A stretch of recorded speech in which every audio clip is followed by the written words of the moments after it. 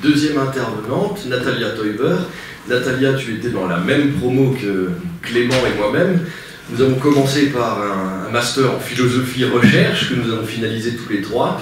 Et puis tu es parti finaliser ton master d'allemand avant de devenir agrégé en allemand et de soutenir ton doctorat cette année. Natalia, c'est à toi.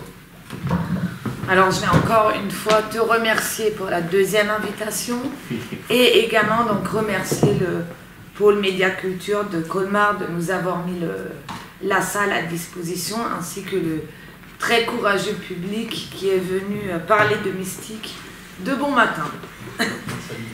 Alors, un samedi en plus. Alors pour commencer, bon, j'ai dû considérablement écourter l'exposé puisque quand on parle de pensée indo-tibétaine, on parle de système et même de cosmogonie. Donc c'est quelque chose qui touche vraiment à tous les domaines et qui est très très complexe. Donc en enlevant certains de ces aspects-là, j'espère que ce sera quand même assez limpide et compréhensible.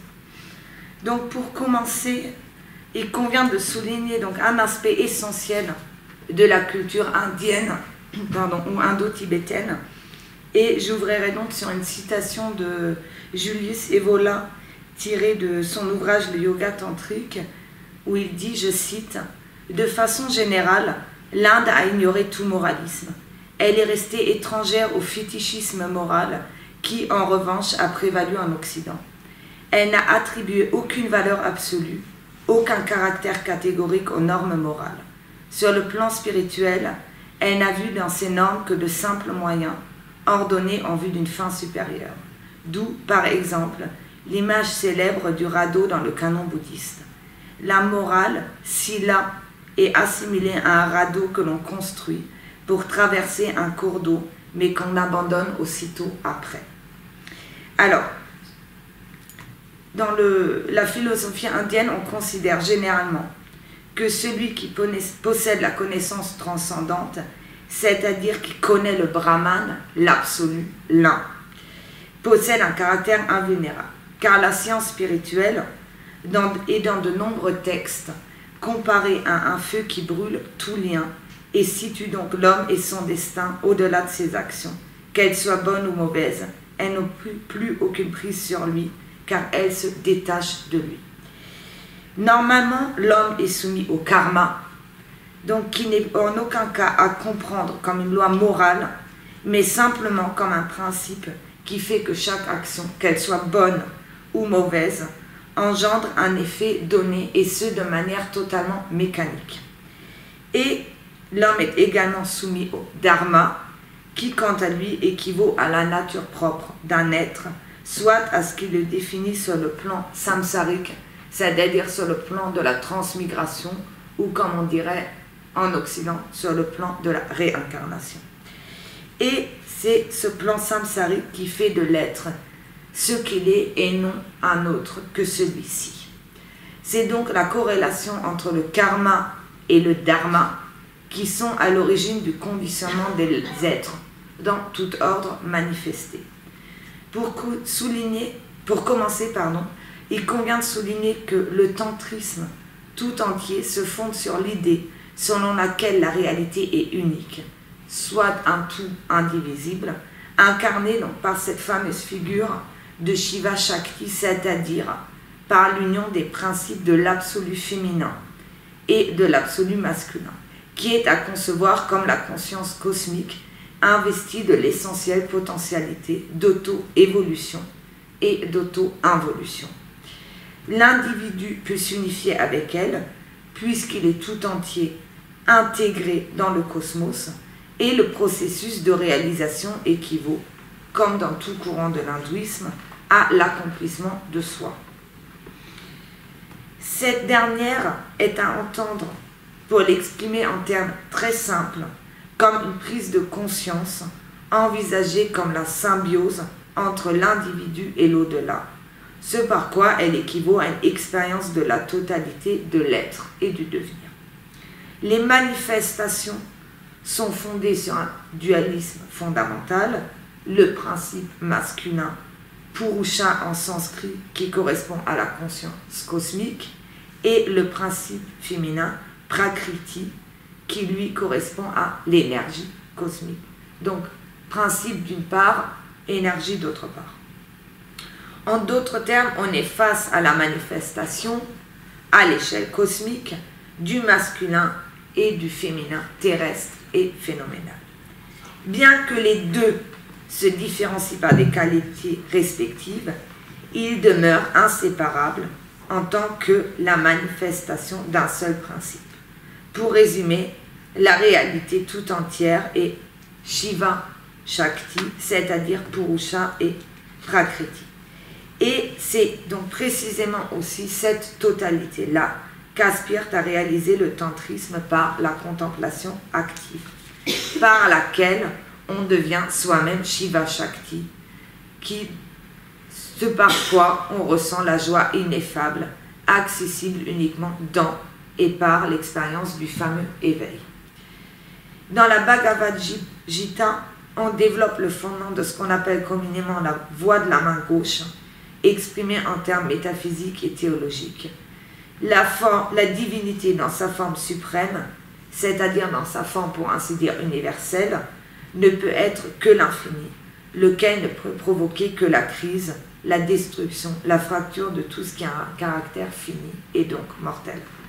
Le temps, quant à lui, est par conséquent perçu comme une force qui altère et détruit, incarne cet aspect de la divinité en tant que transcendance et équivaut par extension à la réalité suprême qui transcende toute la manifestation et qui ne peut donc que se révéler dans les moments de crise destructrice. Ce qui distingue cette fameuse voie de la main gauche, soit tous les courants tantriques, que ce soit le shivaïsme du Cachemire, le bouddhisme Vajrayana ou d'autres, de la voie dite de la main droite, qui, elle, pour le simplifier, correspond à l'hindouisme dit orthodoxe ou brahmanique, et justement l'attachement aux deux phases du cycle cosmique.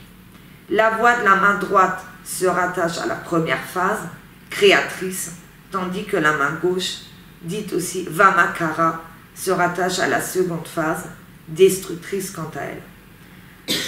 La première s'identifie et se réfère donc à l'aspect créateur, positif et conservateur de la manifestation, auquel correspondent par extension des lois, des normes et des cultes précis, tout comme une éthique de la félicité de sa nature dans le cadre de la tradition orthodoxe.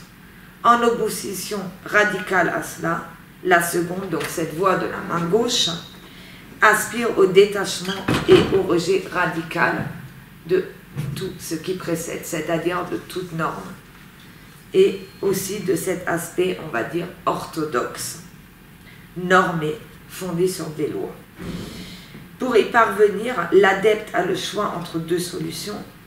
Premièrement, une pratique assidue du Laya Yoga, qui est en quelque sorte une pratique du yoga de la dissolution, et en second lieu, et c'est surtout cet aspect-là qui va nous intéresser, la pratique tantrique, considérée comme, entre guillemets, destructrice et dissolvante, qui repose sur des rituels secrets et joue concrètement avec ce qui est contraire et opposé aux normes et aux lois. En d'autres termes, il s'agit d'utiliser les forces de la phase positive et contraignante, soit de la première phase du cycle cosmique, afin de les rendre autodissolvantes.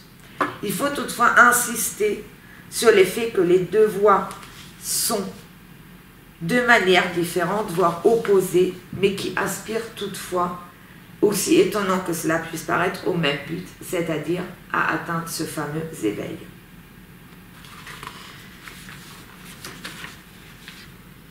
Dans le tantrisme, citation, on doit s'élever au moyen de ce qui cause la chute ou encore transformer le poison en remède.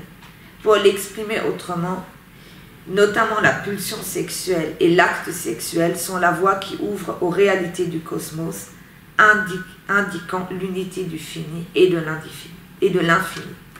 C'est par l'union entre l'homme et la femme, qui incarne aussi symboliquement ces deux phases du cycle cosmique, qu'on peut s'accomplir, et c'est dans l'union qu'on peut faire aussi l'expérience de la joie.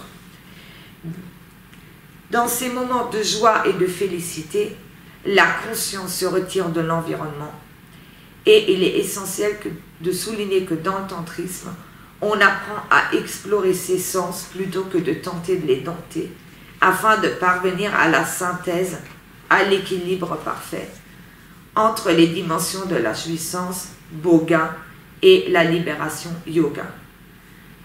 En d'autres termes, certains types de pratiques sexuelles acquièrent donc la fonction de base physique de la création et de l'évolution. Citation, c'est l'union cosmique des opposés, des principes masculins et féminins, et cela en justifie la signification biologique.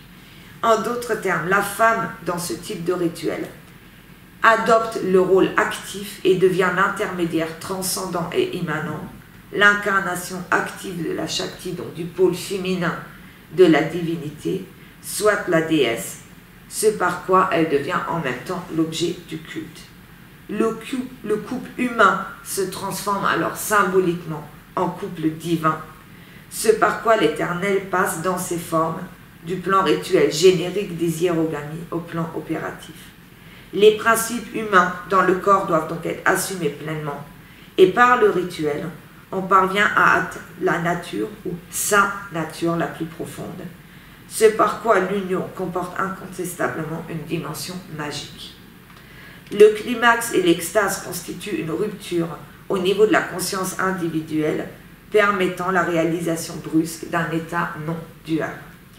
En d'autres termes, l'adepte est invité à vivre ce qu'on pourrait appeler des noces mystiques ou encore des noces chimiques en alchimie au terme de son progrès spirituel, dit sadhana, qui débouche sur le fait de ne ni nier la dualité, ni d'accepter la séparation des contraires. La montée progressive de l'adepte lui permettra ensuite de réaliser sa propre unité, puisqu'il est seul face à celle qui symbolise la déesse, puis de manifester son désir, et enfin de réaliser en lui-même cette union des contraires qui le libère des contradictions dont le profane est l'esclave. Dans ces rites, on aspire également à une perception toute particulière de la nature féminine, ce qui se traduit donc plus particulièrement par le fait que la nudité féminine exprime et incarne la force à l'état pur.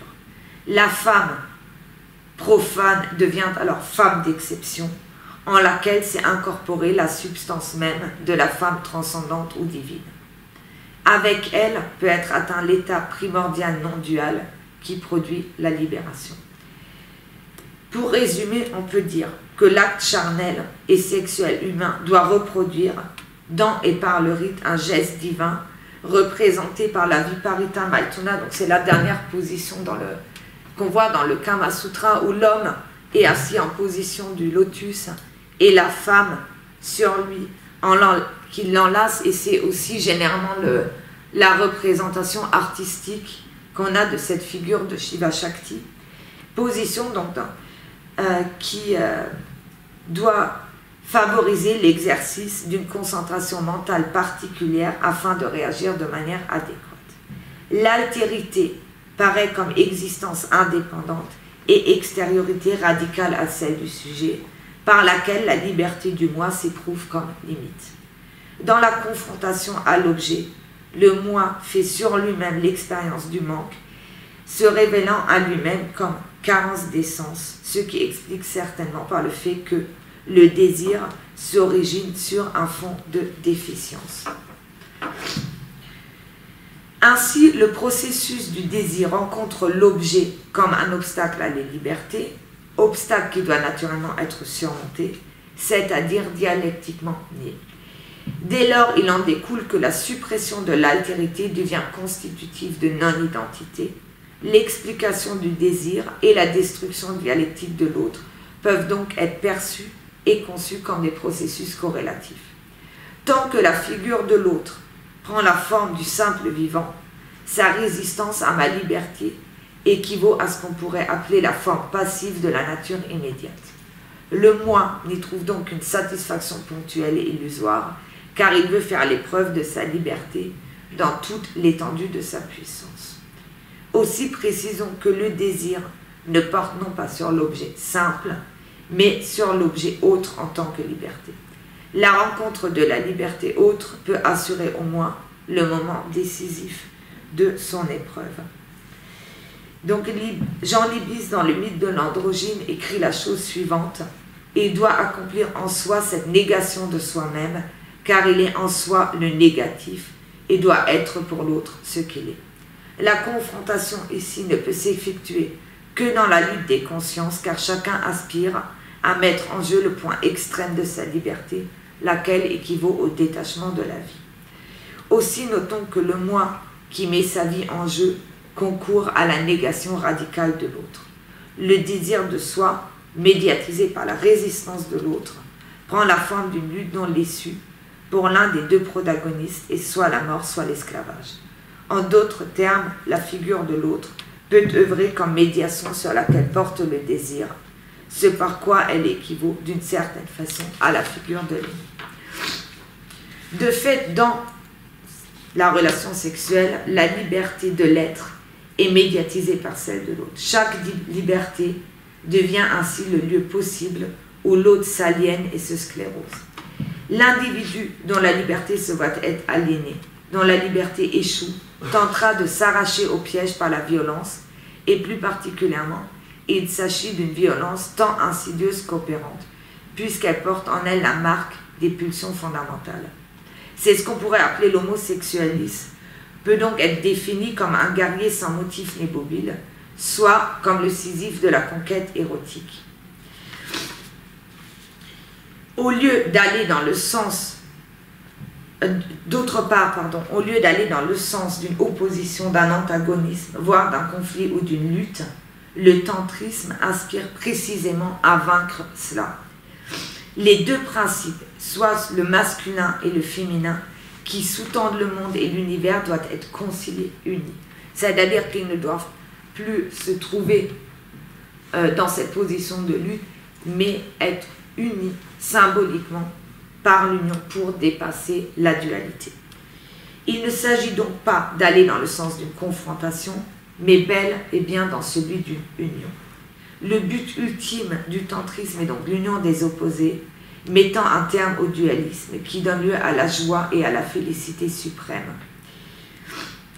Afin d'approfondir cela, il convient d'approfondir également l'idée selon laquelle la science tantrique vise à l'accouchement des dogmes, soit ce qu'en termes platoniciens on appellerait la maïeutique. L'efficacité des normes scientifiques repose sur une expérimentation psychique, soit sur un travail sur soi-même. Les postulats scientifiques assurent la cohérence du système rituel. La validité dépend de l'efficacité de la technique rituelle. La cosmogenèse de l'école Samkhya, soit l'idée fondamentale de la transmigration, ou aussi appelée la réincarnation en Occident, ressemble à une théorie scientifique fondée sur les principes de conservation, de transformation et de dissipation de l'énergie. L'univers est soumis à une certaine forme de mouvement, soit à des cycles récurrents. En d'autres termes, le dernier cycle, la destruction, équivaut au renversement du processus évolutif vers ses origines, car, comme on peut le comprendre, nous sommes face à une constante naissance de la matière et d'une création continue de l'univers. Le rituel, élément essentiel, peut se définir comme la science spirituelle de la culture personnelle. La métaphysique, l'art et la science éclairent l'adepte sur l'origine de la sadhana, donc de la pratique. Et le rituel vise à fournir la panoplie de moyens pour atteindre le but, donc le fameux éveil. Le rituel repose également sur deux présupposés. Premièrement, le soi est potentiellement divin et peut être développé. Et deuxièmement, l'absolu, l'un, Shiva Shakti, dont la nature est la joie et le but fondamental désirable est donc celui à atteindre. Le premier pôle est constitué par le soi, alors que le second pôle est constitué par le but. Le rituel est le lien entre la psyché individuelle et l'essence universelle. Et le tantra ou le tantrisme équivaut au mode opératoire permettant la libération par le développement harmonieux des énergies du corps et du psychisme humain.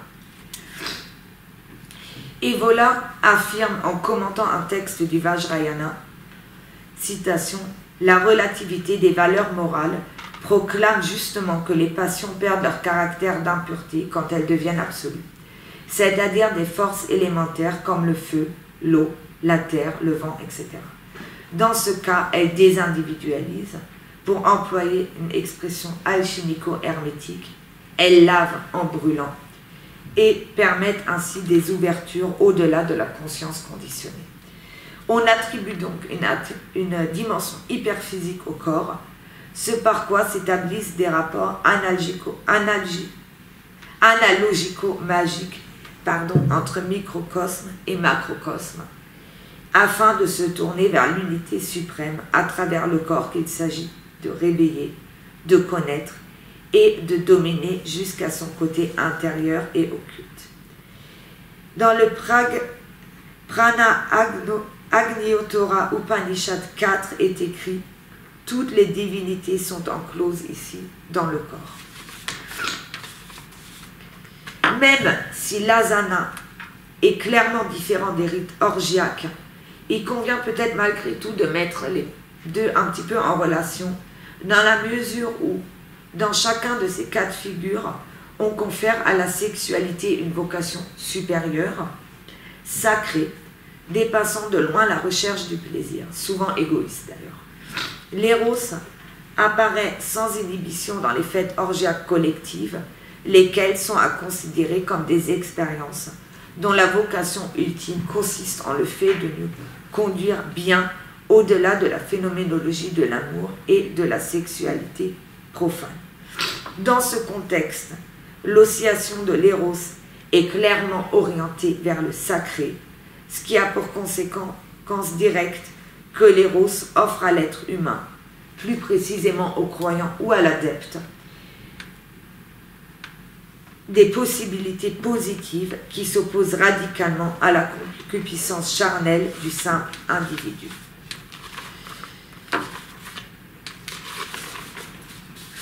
Il en découle que l'asana, le rituel individuel de l'union, est un moyen de transcender la condition humaine, puisqu'il aspire à transformer l'énergie sexuelle physique en un maximum de puissance par l'intégration totale des forces polaires opposées. Il vise à provoquer l'éveil de la Kundalini, dont on parlera sûrement plus tard dans l'intervention sur le yoga, donc je ne vais pas m'étendre dessus. Donc pour exprimer autrement, les pratiques sexuelles permettent de s'élever au plan spirituel où se réalise la pure joie dans l'union transcendante. Donc, rapidement, la Kundalini, donc représentée par un serpent logé dans le bas-ventre, est une énergie transformatrice extrêmement subtile qui équivaut à une forme microscopique de l'énergie universelle, soit l'énergie psychologique potentielle et latente en chaque être. Et donc cette Kundalini, au moment de l'éveil, est censée passer du bas-ventre où elle est logée, qui équivaut au premier chakra, au chakra au-dessus de la tête, et donc provoquer l'éveil. Donc il s'agit d'un état de conscience altéré. Son efficacité ne peut être appréciée que dans l'expérience. Et on ne peut jamais souligner assez que le processus de devenir est dialectique, dans le sens où il est animé par des mouvements contraires et des pulsions opposées. Il apparaît donc que l'union, apparentée d'une certaine façon à l'union primordiale, aspire à retrouver l'état primordial d'unité, ce par quoi il y a dans la pensée tantrique une véritable reconnaissance de la valeur spirituelle de l'acte sexuel. Il convient également de souligner que dans l'asana, doit être dépourvu de toute émotion ou pulsion sentimentale, ce par quoi la sexualité est ici profondément amorale. Alors c'est un élément d'un point de vue occidental qui peut paraître très étrange, voire choquant, Mais tout cela n'est possible que parce que le corps physique et humain est divin en soi, dans le sens où l'énergie vitale, proche du pneuma dans la philosophie antique grecque et en ce sens divine, agit sur la condition mentale. L'individuel et l'universel sont conçus exactement sur le même plan. Et dans l'asana, qu'on peut en extrapolant peut-être un peu rapprocher d'un rite de nature orgiaque ou dionysiaque, les deux partenaires progressent ensemble vers la plénitude de l'unité. Nous sommes donc face à une dissociation des processus psychiques par rapport aux processus organiques parallèles. Le rite tantrique s'accomplit dans un état de conscience non ordinaire, caractérisé par un état d'ivresse lucide, de transe, qui favorise l'inhibition interne, soit la transmutation de la force réveillée et de toute expérience provoquée par la femme et par l'étreinte. La cause du déplacement de la conscience est à la limite du phénomène de la transcendance, car l'intervention violente et inhibitive de celui qui ne doit pas perdre le contrôle de soi à tous les stades de l'émotion peut provoquer un traumatisme, soit une rupture du niveau de conscience, une fois le paroxysme de l'étreinte atteint. L'essence de ces pratiques est donc l'activation consciente de l'extrême de l'amour physique comme force qui tue le moi individuel. La femme fournit une substance qui transforme, dissout et libère, ce par quoi le poison, c'est-à-dire ce qui est d'ordinaire, considéré comme péché et interdit, devient alors une sorte d'eau de vie. Le moment de fusion complet entre l'adepte et la femme est essentiel. En un sens, c'est même lui qui constitue la fin du rituel, car c'est lui qui permet d'éveiller la Kundalini, provoquant l'ascension du courant foudroyant de l'union. Le plaisir connaît ce qu'on nomme une aropa, soit une transsubstantiation, ce par quoi le plaisir est fixé dans un état en quelque sorte continu, ce qui constitue la dimension transcendante de toute l'expérience. On parle ici de sahaja sukha, de plaisir non conditionné et non engendré. L'union suprême ne peut donc être obtenue que par l'union sexuelle. Toutefois, une distinction importante s'impose, celle entre l'expérience sexuelle à caractère plus ou moins extatique et entre l'expérience sexuelle proprement initiatique et yogique, où l'union sexuelle repose sur une technique précise dans laquelle est accentué le processus de ritualisation et les évocations. Et le rituel est effectivement très très long, je crois que c'est à peu près 80 pages de description. Et l'union charnelle n'en constitue vraiment que la fin. Ça s'étend sur plusieurs jours, il y a des rites de purification à faire, etc. Donc ça n'a rien à voir avec un acte sexuel classique, une recherche de plaisir quelconque. L'archétype et l'image divine soulignent l'aspect de la femme en tant qu'incarnation du ravissement et de l'ivresse. La femme se défait de sa particularité, de son élément humano-personnel et devient une incarnation de la femme absolue, d'un pouvoir qui peut être dangereux, si bien qu'on restreint l'utilisation, entre guillemets, de la femme totalement nue, dans les deux sens du mot, à ceux dont la qualification est telle que des expériences de cette sorte ne leur seraient pas néfastes.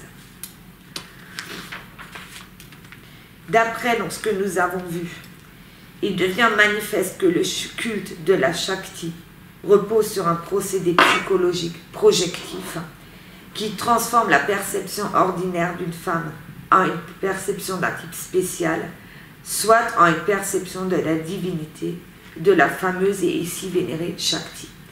L'homme et la femme se rencontrent l'un dans l'autre. En d'autres termes, l'homme et la femme se plongent dans l'anonymat de par l'acceptation d'un but commun, lequel dissout le sens personnel de l'ego. Les deux pôles dialectiques, soit le masculin et le féminin, imprégnés par la projection opérée dans le cadre du rituel de l'asana, réalise la conscience existentielle de l'unité. Ensuite, notons que le degré le plus haut, le culte de la Shakti à proprement parler, équivaut à la visualisation de l'essence de cette même Shakti. La jeune femme doit d'abord être adorée, puis possédée, puisqu'il faut faire de la femme l'objet d'un culte, en réalisation en elle la présence de la déesse en quelque sorte dans le monde humain et phénoménal. Dans le domaine profane, si l'homme appartient au féminin et ne possède pas de véritable virilité, mais dans le rituel, la nature masculine est assimilée à Radha, soit à la nature féminine. Il s'agit donc d'un dépassement de la condition et d'une inversion des polarités dans la mesure où la femme est adorée comme incarnation vivante de la déesse et porteuse du suprasensible, de la force salvatrice et illuminatrice, avant d'être ensuite possédée et de passer de la droite à la gauche. L'état suprême de Mahasukha, soit du Bouddha uni à sa Shakti, appelé Vajrayana, est hiérarchiquement supérieur à celui du Nirvana, à l'extase détachée du monde. Ainsi, la femme incarne le principe qui peut produire le réveil de la qualité de Bouddha potentiel à l'homme.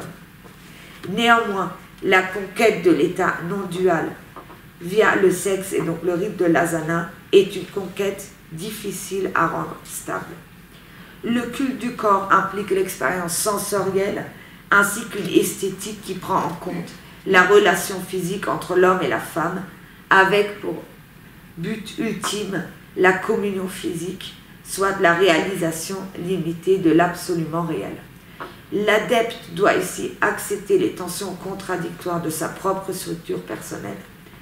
Et certains vont même beaucoup plus loin, notamment ce qu'on appelle les agoris, une certaine branche des ascètes shivaïtes qui, par exemple, méditent sur des bûchers crématoires ou sur des cadavres pour se purger de leur terreur. De telles confrontations contribuent à obtenir la distinction entre attirance et répulsion. Elles soulignent que les extrêmes, les contradictions individuelles, conscientes ou inconscientes, comme les aspects manifestement positifs et négatifs de l'existence, forment une indissociable unité. D'après Carl Gustav Jung, d'ailleurs, l'expérience traumatisante peut aider l'individu à envisager l'aspect obscur, la face noire de sa structure personnelle, et ainsi favoriser une intégration totale de la psyché.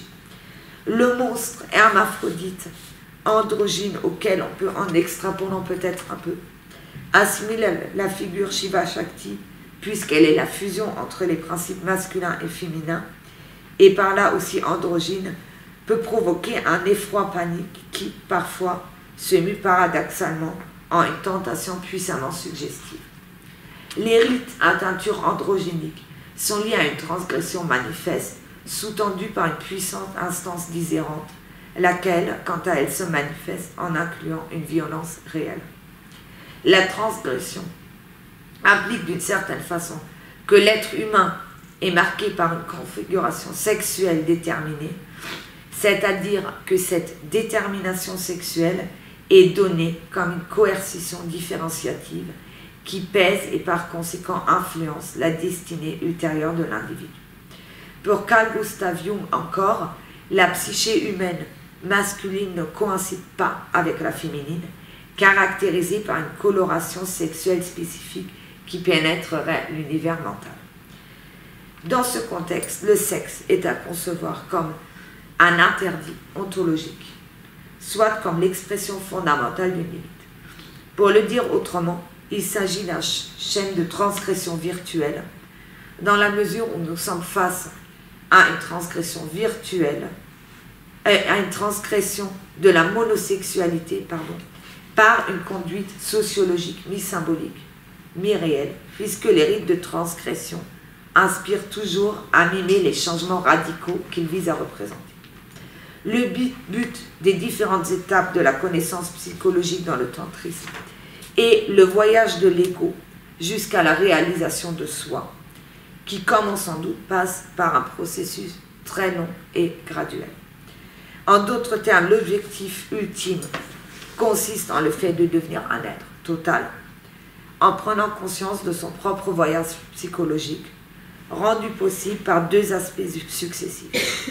Le premier est la préparation et le second, l'incubation, faisant place à la réalisation ultime. La psyché commence à prendre conscience de sa puissance infinie, notamment en acceptant pleinement le système de croyances au sein duquel elle aspire à se réaliser. Les disciplines physiques et mentales enseignées par un maître spirituel appelé gourou, il faut quand même préciser que ça n'a rien à voir avec ce qu'on entend par un gourou en Occident, c'est tout simplement un sage, un maître, permettent d'imprégner les méthodes dans l'existence et les actions. Au fil du temps, les techniques doivent devenir aussi naturelles que la respiration. La rencontre de l'ombre, comme on pourrait le dire de façon imagée, et l'affrontement de toutes les pulsions psychiques inconscientes conduit à la perception de l'unité, dont la conscience de chaque individu fait partie, soit celle du continuum créateur versus destructeur, formé par la manifestation d'énergies diverses, voire opposées. En d'autres termes, la perception éveillée équivaut à l'appréhension de la réalité comme harmonie inhérente à l'unité de toutes choses. Le yogi vit et est plongé dans une expérience qui transcende le temps, dans la mesure où la conscience éveillée fait coexister tous les événements simultanément, soit dans un présent infini. La session psychique culmine donc idéalement dans la fusion unitaire, soit dans l'éveil suprême. Après avoir élevé sa conscience au point d'avoir acquis l'aptitude de rejeter toutes les illusions, l'adepte réalise l'intégration totale de son être. La triade Shiva Shakti entre en union Sat, l'être, Chit, la conscience, et Ananda, la joie, constitue la trinité authentique, au sein de laquelle chaque élément participe inexorablement aux deux autres, soit à la seule et même expérience. Si l'être humain, l'adepte, le yogi, parvient à trouver cette unité dont la quête constitue le but suprême du tantrisme, alors il est délivré de tous ses désirs. Pour résumer et pour conclure, nous pouvons dire, avec les mots de Ajit Mukherjee et Madhu Khanna dans La Voie du Tantra, art, science, rituel, l'idée de base est intéressante. C'est celle d'une régression à l'état prénatal, d'une régénération à réaliser par les forces mêmes qui interviennent dans les circonstances qui président à la conception et à la naissance physique. Le pratiquant cherche à reprendre contact avec ces forces et après les avoir liées à des images transformatrices, répète l'acte procréateur, mais en vue d'une génération qui sera transcendantale et spirituelle. C'est détruire sa propre naissance en répétant le drame qu'il a provoqué, par un acte où l'on remplace l'antarabhava samsarik, donc le cycle des réincarnations, par un principe ayant la qualité de Bouddha ou Shiva, et où l'on évoque et fait vivre la femme divine, Tara, dans la femme terrestre que l'on possède. Je vous remercie.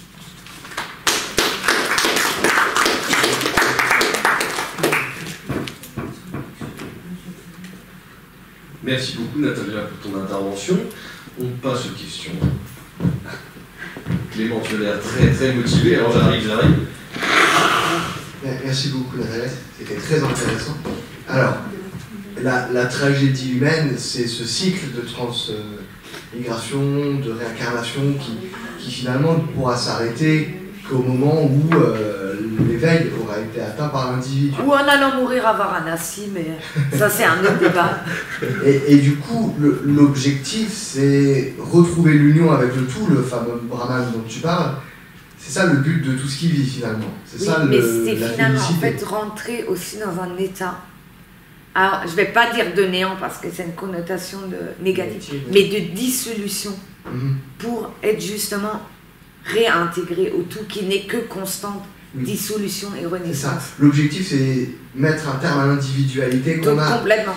Mais du coup, quelque chose que je ne saisis pas bien, c'est pourquoi est-ce que l'amour n'est pas saisi comme une possibilité de mettre un terme à cette individualité.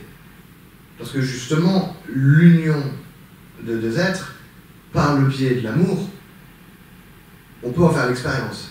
Ouais, on en revient à Georges Bataille, mais justement, c'est ça qui est intéressant parce qu'eux ne le conçoivent pas comme ça. C'est vraiment, parce que là, on est vraiment dans le cadre rituel.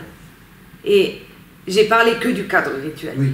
Et dans le cadre rituel, le sentimentalisme n'a pas de place, puisqu'ils considèrent que cela pourrait fausser le rituel. Parce que je comprends bien l'analogie, finalement, entre cette union charnelle et l'union spirituelle qu'on cherche à avoir. Mais justement, vu qu'on cherche à être complètement dépossédé de soi, il n'y a plus la place pour les sentiments non plus. Et ce qui est intéressant quand on sait les hindous, l'importance qu'ils accordent au régime de caste, c'est que pour ce type de rituel, ils considèrent justement à prendre une dalit, c'est-à-dire une femme hors caste. Parce qu'ils considèrent qu'elle est plus apte au rituel, moins bridée par les normes sociales. Donc là, on est vraiment dans un rythme transgressif à tout niveau, et notamment en bravant l'un des plus grands interdits, c'est-à-dire l'union entre castes différentes finalement. Donc ça explique peut-être aussi pourquoi il n'y a aucune place pour le sentimentalisme, puisque normalement un brahmane, donc de la caste la plus élevée, ne devrait même pas parler à une dalit, c'est-à-dire quelqu'un qui est hors caste. On est vraiment dans un cadre purement rituel, où vu qu'on doit être dépossédé de soi, forcément les sentiments n'interviennent pas. D'accord. Voilà.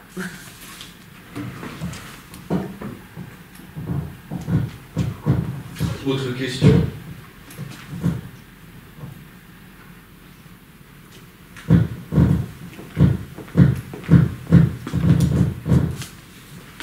Je te remercie aussi pour cette très riche intervention, Nathalie. Et moi, je voulais revenir sur la notion de rite. Parce que il y a cette idée de rite et de technique aussi, parce que souvent on distingue pas ça très bien en Occident, on va dire.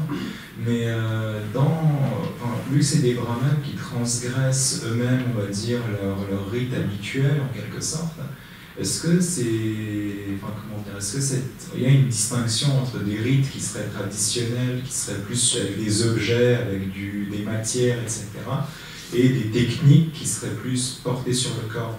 Alors là, déjà, ce qu'il faut distinguer, c'est que là, le tantrisme à la base, le tantrisme de base, c'est ce qu'on appelle le shivaïsme du Cachemire. Ça se distingue, c'est comme dit, voie de la main gauche, voie de la main droite. C'est en transgression totale dans le cadre du rituel. Comme dit, c'est deux chemins pour atteindre le même but, avec le brahmanisme ou l'hindouisme orthodoxe. Donc déjà, il faut préciser que c'est quand même des rites qui sont assez minoritaires, mais il y a, avant cette union sacrée, c'est ce que je disais, des rites avec des huiles essentielles, des aliments. C'est vraiment, là, je n'ai pris que la fin, parce que décrire tout le rite, ça se fait même sur plusieurs mois, parce qu'il faut sanctifier chaque partie du corps, réciter 108 fois le même mantra, etc. Donc il y a quand même un côté très matériel de ce rite, parce qu'il faut suivre un régime alimentaire particulier, etc. Mais généralement, du moins les sadhus, donc les ascètes shivaïtes, la plupart des rites sont quand même en transgression, parce que c'est les seuls qui ont le droit de consommer des boissons alcoolisées. Et pareil pour l'aspect peut-être un petit peu plus comique, fumer de la marijuana est interdit partout en Inde, sauf pour les ascètes de Shiva, parce que Shiva est le dieu de l'herbe, donc en fait pour se rapprocher de Shiva, ils fument à longueur de journée. Mais en pleine rue, alors pour eux c'est légal, mais voilà, c'est vraiment un courant qui est transgressif de tout point de vue, puisque pareil, ils s'induisent de cendres qui récoltent sur les gâtes de crémation pour méditer sur la finitude. Ils se promènent avec le crâne, mais c'est un courant, même s'il est intégré, pleinement intégré, et quand même relativement minoritaire. Et pour voir des vrais ascètes shivaïtes, soit il faut aller à Varanasi, soit aux confins de l'Himalaya, mais on ne les trouve pas. pas partout, et ils vivent même de manière, vu que c'est un courant transgressif, ils sortent que la nuit en général, c'est assez, c'est une communauté très très fermée. Voilà, parce que dans le brahmanisme orthodoxe, ce genre de rite, ils acceptent parce que ça va. Finalement, le but est le même, mais c'est quelque chose qui scandalise. Malgré tout, même si les hindous ont tendance à tout intégrer, ça reste quand même une frange assez minoritaire.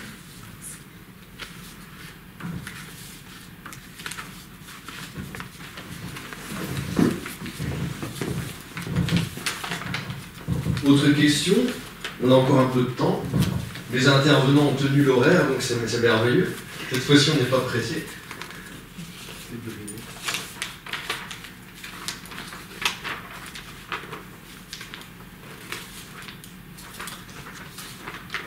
Alors dans la philosophie occidentale, la référence quand on parle d'androgyne, on pense tout de suite au fameux mythe d'Aristophane dans le banquet de Platon, qui est un texte avec lequel on entre souvent dans la philosophie avec les élèves, ou un des textes premiers qu'on fait pour faire découvrir la philosophie aux élèves. C'est vrai. Alors qu'est-ce que tu pourrais me dire vis-à-vis de ça? Finalement, il y a des liens quand même assez énormes. Parce que... surprenamment peut-être. Que ce soit en fait avec ce fameux androgyne, ces hommes-œufs, chez Platon, ou même les noces uniques en alchimie, puisque finalement le mythe d'Aristophane, c'est que le malheur de l'homme vient parce qu'il a été audacieux, il a été scindé en deux, en homme et en femme, alors qu'à l'origine il existait que des androgynes, et que c'est cette scission qui est finalement à l'origine de la souffrance de l'homme. Là, on retrouve aussi cette idée, c'est-à-dire que pour atteindre une certaine félicité, il faut transcender la dualité, il faut réunir les opposés. Et c'est finalement aussi ce à quoi fait référence Platon, fait référence l'alchimie, ou même la lecture kabbalistique de la Genèse. Pareil.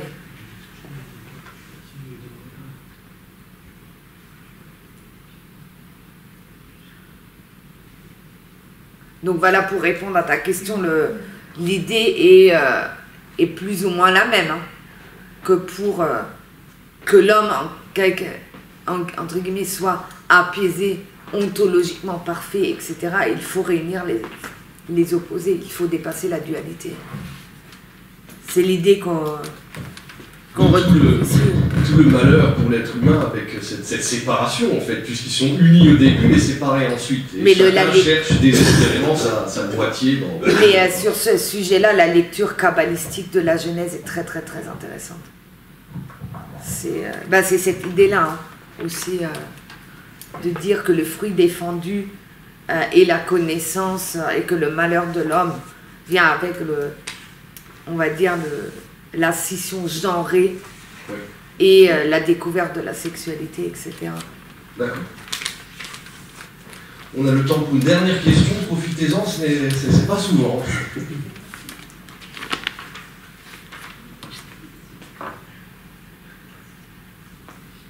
Bon, bien écoutez, alors merci beaucoup Natalia pour ton intervention. On se retrouve donc à 14h pour la suite de la journée.